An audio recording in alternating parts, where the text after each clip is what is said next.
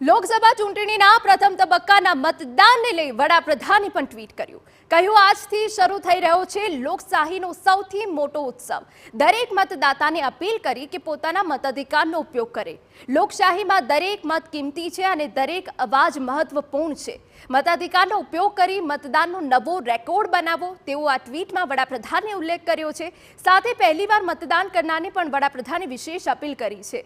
પહેલીવાર મતદાન કરનાર લોકો મોટી સંખ્યામાં મતદાન કરે તેવી અપીલ વડાપ્રધાને કરી છે.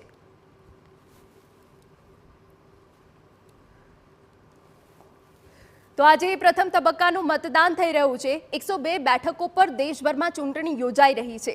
લોકશાહીનો આ મહાપર્વ છે ને લોકશાહીના મહાપર્વમાં સૌ કોઈ પોતાના મતાધિકારનો ઉપયોગ કરે તેવું વડાપ્રધાને ટ્વીટ કર્યું છે.